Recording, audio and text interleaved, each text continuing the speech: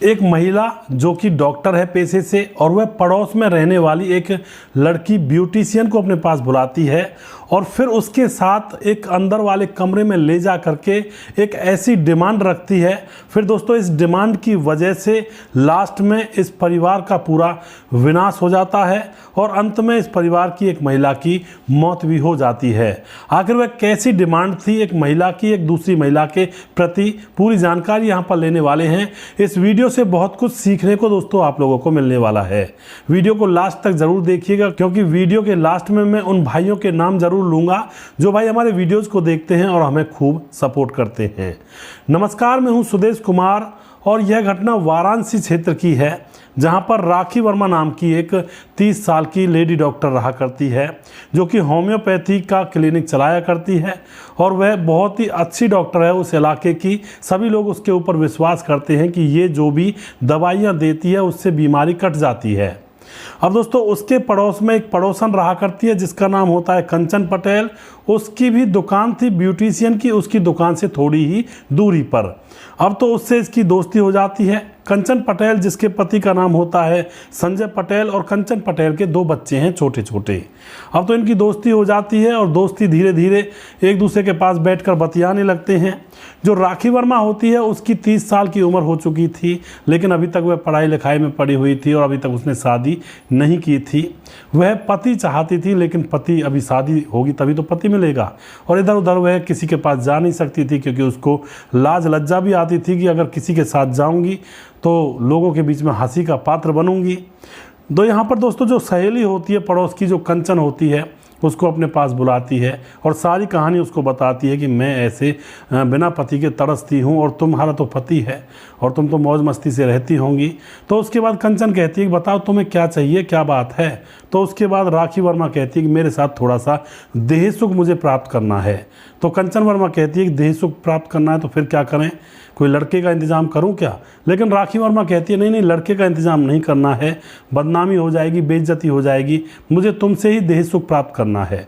यह बात सुनने के बाद जो कंचन पटेल होती है उसका तो बस कलेजा ऊपर का ऊपर और नीचे का नीचे हो जाता है कि मुझसे, यानी कि एक औरत से देह सुख प्राप्त आखिर कैसे कर सकती है। लेकिन राखी वर्मा कहती है तुम चिंता मत करो और तुम अंदर तो आओ कमरे के अंदर। और उसके बाद कंचन वर्मा को वह कमरे के अंदर ले जाती है और कपड़े उतार करके दोनों देह सुख की प्राप्ति करने लगते हैं। पहले ही दिन में कंचन पटेल को लगता है कि यह तो बहुत बढ़िया बात है, इसमें तो कोई दिक्कत भी नहीं है। अब तो कंचन पटेल को भी आदत सी लग जाती है। अब जब भी इनको मौका मिलता है तो दोनों ही एक दूसरे से मिलकर के देह सुख को पूरा किया करती और इस तरह से इनका संबंध आगे बनने लगता है। दोस्तों कितना बेकार लगता होगा, शायद अब पता नहीं उनकी इंजॉयमेंट की परिस्थिति है, उनको जैसा लगता होगा, हम तो बोलें क्या इसमें। अब उसके बाद क्या होता है दोस्तों, अब धीरे धीरे कुछ समय गुजरता है। अब जो कंचन पटेल होती है वह राखी के पास आने से बंद कर देती है। पता नहीं किसी बात पर नाराज़ थी या फिर राखी की या कंचन की आपस में लड़ाई हो गई थी। इस बात का खुलासा कहानी के अंत में मैं करने वाला हूं। तो अब यहाँ पर जैसे ही राखी वर्मा से कंचन पटेल उदास चल रही थी, नाराज़ थी, उसके पास आया नहीं करती थी, तो एक दिन की बात होती है जो राखी वर्मा होती है वह कंचन पटेल के पास फ़ोन करती है और उससे कहती है कि तुम ऐसे ही रूठ कर बैठी रहोगी, मेरा तो तुम्हारे बगैर मन ही नहीं लग रहा है और तुम रूठ कर बैठी हो, तुम एक बार मेरे पास आओ तो सही, मुझे तुमसे बात करनी है। लेकिन कंचन पटेल कह देती है कि नहीं मुझसे तुम्हारा ये तीखा व्यवहार झेला नहीं जाएगा। लेकिन जो राखी होती है वह डॉक्टर जो होती है वह कहती है कि तुम एक बार आओ तो सही, मुझे तुमसे बहुत ज़रूरी बात करनी है। तो उसके बाद कंचन पटेल कहती है कि मुझे अपने पति को भी तैयार करना होता है, बच्चों को भी तैयार करके स्कूल भेजना होता है, पति का ड्यूटी जाने का समय है, थोड़ा सा लेट आऊँगी, रुक जाओ तनक। उसके बाद दोस्तों कुछ देर के बाद जो कंचन पटेल होती है अपने पति संजय पटेल की स्कूटी पर बैठ करके अब उसके राखी के घर पर चली जाती है और वहाँ पर उसका पति उसको उतार करके ड्यूटी पर से निकल जाता है। उसके बाद जो राखी वर्मा होती है वह कंचन पटेल को अपने पास बुलाती है और कहती है कि तुमसे ज़रूरी बात करनी है। लेकिन दोस्तों कंचन पटेल फिर से यही कहती है कि आखिर बात क्या है। तो राखी जो डॉक्टर होती है वह कहती है कि मेरे अंतर मन में एक बात खटक रही है जो तुमने की थी। अब दोस्तों यहाँ पर कंचन पटेल इतने में समझ पाती, इतने में उस घर के अंदर कुछ ऐसा होता है। उसके बाद जो राखी वर्मा होती है वह कंचन पटेल के पति संजय पटेल जो अभी अभी कंचन पटेल को छोड़कर गया था राखी वर्मा के घर पर, तो राखी वर्मा जो डॉक्टर होती है वह कंचन पटेल के पति संजय पटेल के पास फ़ोन करती है और कहती है कि भाई साहब कहाँ हो। तो संजय पटेल कहता है कि मैं अभी ड्यूटी पर जा रहा हूँ, रास्ते में ही हूँ। तो राखी वर्मा कहती है कि पता नहीं कंचन पटेल को कुछ हो गया है मेरे घर पर और तुम वापस आ जाओ। अब तो यह बात सोच करके जो संजय पटेल होता है उसको लगता है कि आखिर क्या हो गया, मैं अभी अभी तो छोड़ कर आया था, वो तो बीमार भी नहीं थी। तो संजय पटेल अपनी स्कूटी को वापस मोड़ता है और सीधा पहुंच जाता है राखी वर्मा के घर। और वहां जाकर जैसे दरवाज़ा खोलकर घर के अंदर जाता है तो पूरा फर्श खून से लहूलुहान था और वहां पर कंचन पटेल के मतलब शरीर पर वार किए थे धारदार हथियार से और उसकी मृत्यु हो चुकी थी। और उधर राखी वर्मा खून से सनी हुई बैठी हुई थी जो डॉक्टर थी। अब तो यह नज़ारा देख करके जो संजय पटेल होता है उसके पाँव कांपने लगते हैं कि आखिर हुआ तो हुआ क्या। राखी वर्मा से पूछता है कि हुआ क्या, लेकिन वहाँ पर वह चुपचाप बैठी हुई थी, ना भाग रही थी ना कुछ कह रही थी। और उसके बाद जो संजय पटेल होता है जोर जोर से चिल्लाता रोता, तो आस पड़ोस के लोग इकट्ठे हो जाते हैं। जैसे ही आस पड़ोस के लोग इकट्ठे होते हैं तो पुलिस को भी बुलाया जाता है। पुलिस आती है, मामले की छानबीन करती है, देखती है घर के अंदर बहुत ही भयावह दृश्य बना हुआ है। तो उसके बाद पुलिस उस लाश को पोस्टमार्टम के लिए भेज देती है और संजय पटेल कह देता है पुलिस से कि मेरी पत्नी राखी वर्मा से जो डॉक्टर है इससे मिलने के लिए आई थी और मैं खुद छोड़ कर गया था। और उसके बाद राखी वर्मा ने मुझे फ़ोन किया कि यहाँ पर तुम्हारी पत्नी कंचन पटेल को कुछ हो गया, वापस आ जाओ। तो दोस्तों पुलिस सीधा राखी वर्मा को उठा लेती है। उसको सीधा उठाने के बाद सख्ती से उससे पूछताछ करती है। राखी वर्मा के घर वाले भी आ जाते हैं, इधर कंचन पटेल और उसके पति के घर वाले भी आ जाते हैं। तो यहाँ पर राखी वर्मा जो होती है वह सारी सच्चाई पुलिस के सामने बयां करती है। राखी वर्मा कहती है कि मैं राखी वर्मा जो कि मुझे मर्दों का शौक था, लेकिन मैं मजबूरी में शर्म के मारे किसी भी पुरुष से बात नहीं करती थी क्योंकि जिससे घर की बेइज्जती ना हो जाए। उसके बाद राखी वर्मा बताती है कि वह कंचन पटेल से दोस्ती कर लेती है और उसी के साथ अपना देह सुख का आनंद लेने लगती है, उसी के साथ वह संबंध बनाने लगती है जो भी होता है उनके बीच में। अब कुछ दिन धीरे धीरे अच्छे से गुजर रहे थे। राखी वर्मा खूब ही कंचन पटेल के ऊपर प्यार करती है, उसको पैसे भी दे दिया करती है और उसके पैसे की तो कोई कमी नहीं थी कंचन पटेल की, लेकिन गिफ्ट के जरिए वह उसको गिफ्ट वगैरह दिया करती। तो दोनों के अंदर अच्छा मतलब तालमेल बन रहा था। धीरे धीरे समय गुजरता है तो अब राखी वर्मा की सगाई हो जाती है। तो जिस लड़के से राखी वर्मा की सगाई होती है वह खूब अच्छा पढ़ा लिखा था और वह भी डॉक्टर ही था। लेकिन दोस्तों कई बार कुछ घर ऐसे होते हैं, भाई किसी लड़के की शादी अगर किसी लड़की से फिक्स कर दी जाती है तो उसके बाद जो लड़का होता है वह यह विचार मन में करता है कि जिस लड़की के साथ मेरी शादी होगी उसका व्यवहार कैसा है, चाल चलन कैसा है, तो पता लगाने की पूरी कोशिश किया करते हैं लोग।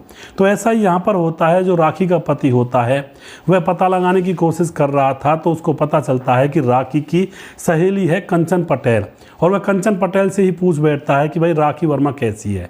अब यहाँ पर जो कंचन पटेल होती है वह उसके पति से कहती है कि जो तुम्हारी होने वाली पत्नी है उसका मानसिक संतुलन खराब है भैया, मैं तो पहले ही बता देती हूँ, क्योंकि पता नहीं वो कैसी कैसी सोच रखती है अपने दिमाग में।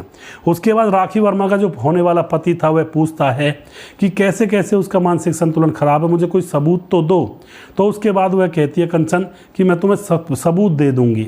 अब दूसरे दिन जैसे ही वह राखी वर्मा के घर पर जाती है तो पता है आपको राखी वर्मा के साथ वह देह सुख की आनंद लेती थी और दोनों ही अंदर वाले कमरे में जाकर निर्वस्त्र होकर वह देह सुख प्राप्त कर रहे थे। तो यहाँ पर कंचन पटेल जैसे तैसे चुपके से इस मामले का वीडियो बना लेती है और वह वीडियो बना करके वह पहले तो अपने पति को दिखाती है कि देखो मुझसे तो गलती हो रही है, मैं भी उसके पास जाती हूँ, लेकिन मैं इससे पीछा छुड़ाना चाहती हूँ, ये मुझसे पीछा छुड़ा ही नहीं रही है।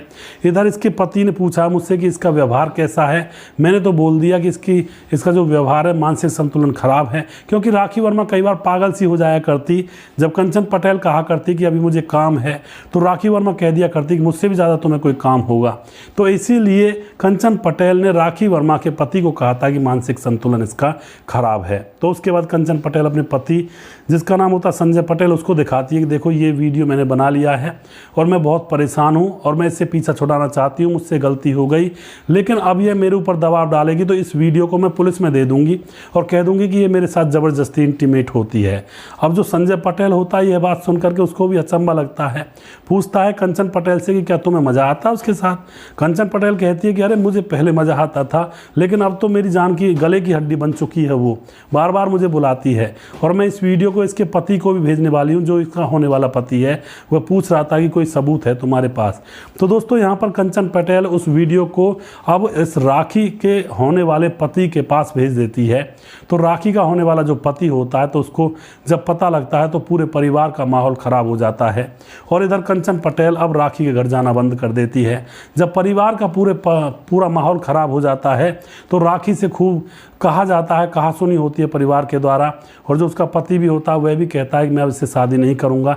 लेकिन परिवार के अंदर पूरा द्वंद्व चल रहा था। राखी परेशान तो पहले ही थी, पहले भी उसका दिमाग उल्टा सीधा चला करता था। अब वह और ज़्यादा परेशान और पागल सी हो जाती है और राखी के मन में बस अब बदला और प्रतिशोध की भावना उबाल मारने लगती है। और वह अब लगातार कंचन पटेल के साथ बदला लेने की सोच विचार करने लगती है।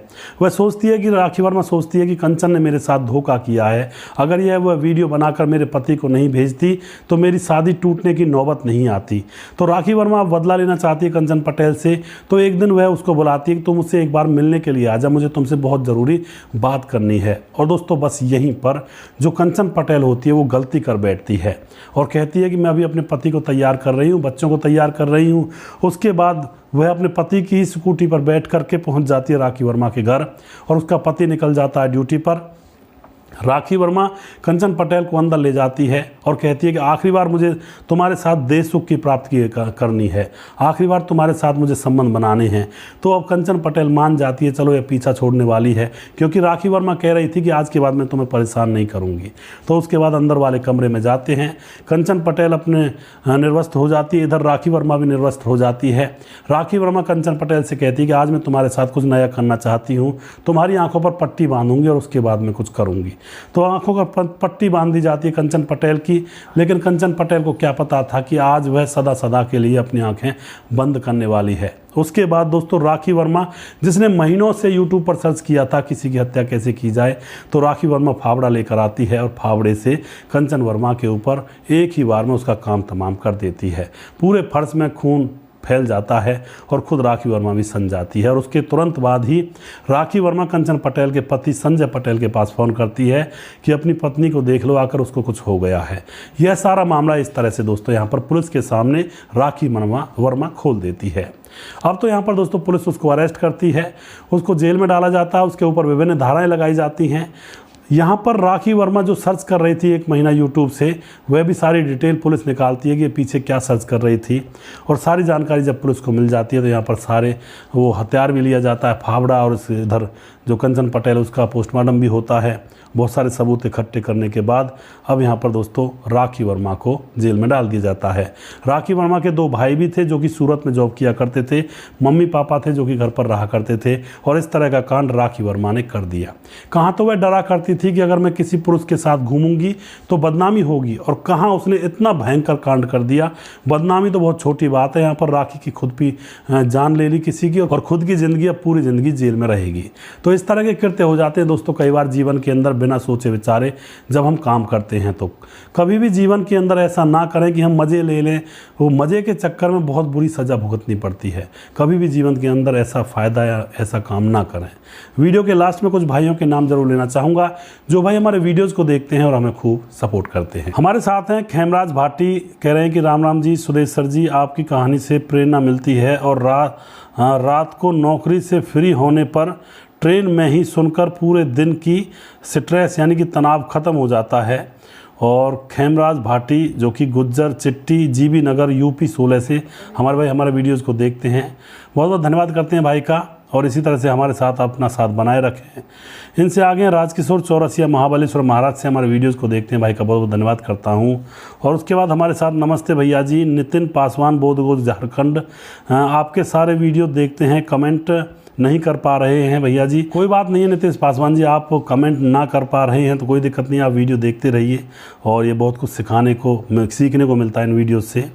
और उसके बाद हमारे साथ हैं तुमको दिल से सैल्यूट भैया, बहुत अच्छी कहानी सुनाते हो, इसी तरह से सुनाते रहिए जी, बहुत बहुत धन्यवाद करते हैं। इनकी आईडी है TDOHGHJH, पता नहीं क्या है, आईडी नाम नहीं है, वैसे लिखा हुआ है ABCD।